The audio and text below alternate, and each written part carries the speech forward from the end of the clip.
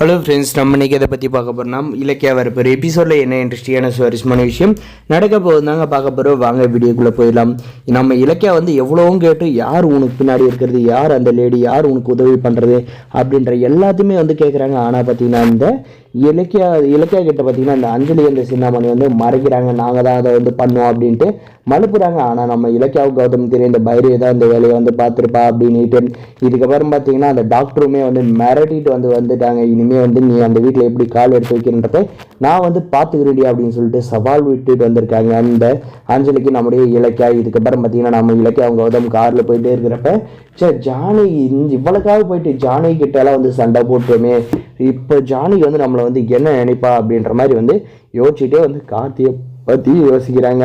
இதுக்கப்புறம் பார்த்தீங்கன்னா வீட்டுக்கு போகிறாங்க. இப்போ எங்க நம்முடைய இலக்கியாவும் நம்முடைய கௌதம் வீட்டுக்குள்ளே போகிறதும் பார்த்தீங்கன்னா நம்முடைய ஜானகி பார்த்தீங்கன்னா அவங்க கொஞ்சம் தெனாவிட்டால் என்னம்மா இலக்கியா கௌதம் எங்கே போயிட்டு மாமா பொண்ணை கூப்பிட்டு வந்துட்டே இலக்கியா, எங்கே வெளியே இருக்காளா, கூப்பிடு வீட்டுக்குள்ளே கூப்பிடு, நான் பொட்டியெல்லாம் ரெடியாக தான் வச்சுருக்கேன் வீட்டை விட்டு வெளியே போகிறதுக்கு அப்படின்ற மாதிரி சொல்கிறாங்க. மறக்காம நம்ம சேனலை சப்ஸ்கிரைப் பண்ணி வச்சோங்க.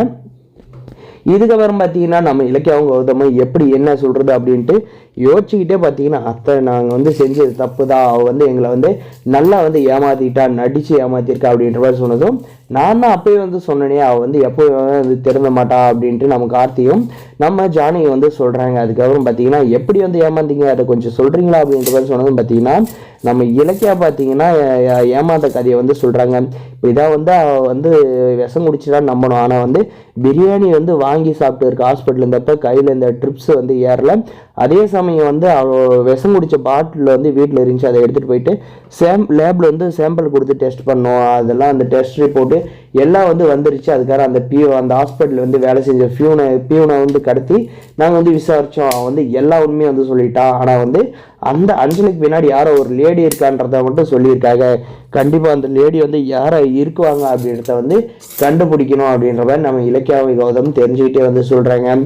இதுக்கப்புறம் பார்த்தீங்கன்னா நம்முடைய இலக்கியா பார்த்தீங்கன்னா அத்தை எங்களை மன்னிச்சிருங்க, நாங்கள் தெரியாத தப்பு பண்ணிட்டோம், இனிமேல் அந்த அஞ்சலியை கண்டிப்பாக காத்தி கொண்டு சேர்த்தி வைக்க மாட்டோம் அப்படின்ற மாதிரி சொல்கிறாங்க. ஏமா நாங்கள் சொல்கிறதெல்லாம் என்னைக்கு கேட்டு இருக்க, நீ நீயே ஜாலியாக உன் இஷ்டத்துக்கு நடந்துகிட்டு இருந்தேன், இப்போ ஏமா புத்தி வந்த பிறந்த எங்களோட அருமை தெரியுதா அப்படின்ற மாதிரி நம்முடைய ஜானகி கேட்குறாங்க.